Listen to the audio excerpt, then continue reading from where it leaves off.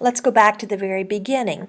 Most people who came to America chose to come here. Most people did. And they wanted to come for several different reasons. The world was not necessarily a welcoming place for a lot of people.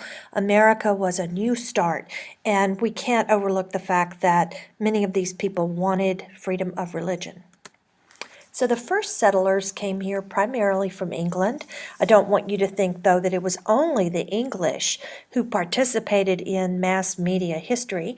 The first printing press was in Mexico City. We know that American Indians had a very elaborate system of communication, and even those who were enslaved had ways of communicating across plantations.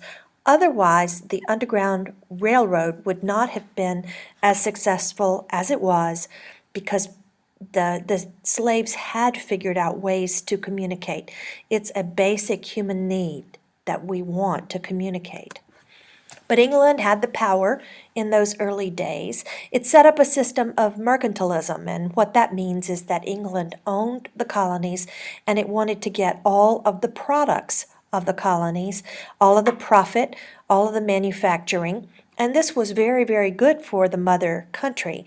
In 1660, England even passed the Navigation Act, which made it impossible for the American colonies to even do their own shipping. So while colonial merchants wanted businesses to grow, it was very difficult by what the government in England, the laws it passed, and the policies it had. So for merchants to help each other in this system where they were pretty much stymied, they started newspapers. Newspapers were a way that merchants could communicate with one another by finding out what prices existed in other places, what communities were best for business, what prices commodities had in different areas. The first newspaper was called Public Occurrences. It was printed in 1690 in Boston, and it didn't last but for only one issue, and that's because the newspaper offended the colonial governor, and the colonial governor had the power to shut it down. The first continuously published newsletter in America was the Boston Newsletter, which began in 1704. Advertising supported this newspaper. Those of us, like me, who sometimes think of advertising as a modern phenomenon are wrong. American media had advertising as its base for many, many years.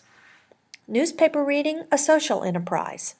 And it may surprise us to know that newspapers were frequently read in taverns, in bars.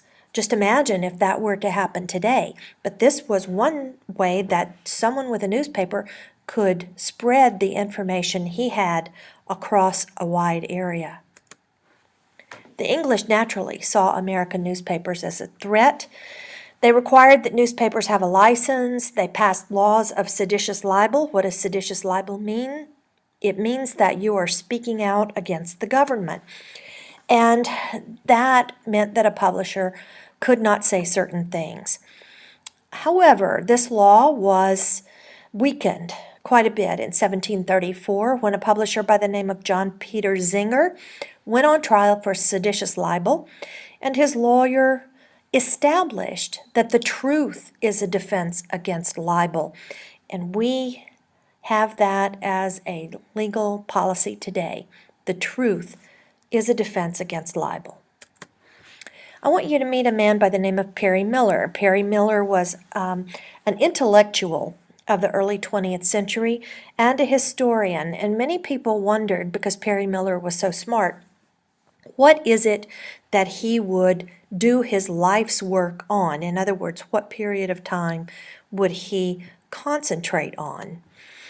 And he became the foremost authority on American Puritanism. And those of you who have ever studied a course within the American Studies discipline, he was the man who founded it. He believed that mankind progressed by ideas, not by events, but by ideas. He experienced something called the Epiphany at Matadi. He was in Africa watching barrels of oil being loaded onto ships to be taken to America. And the barrels of oil kept coming, one right after another, one right after another. And he said, that's what happened in America. And it began with the Puritans. They kept coming, they kept bringing new ideas, and this really is the heart and soul of what happened in America. So it's all about the Puritans when we really look back at it. They had compulsory education laws because they wanted people to read the Bible. Now, once you learned to read, you could read anything, and that made newspaper readership a more popular thing to do. They wanted freedom to publish opinions against other churches, so that naturally led to newspapers publishing all kinds of different opinions. And the Puritans actually believed that you had to know good and evil in order to know good.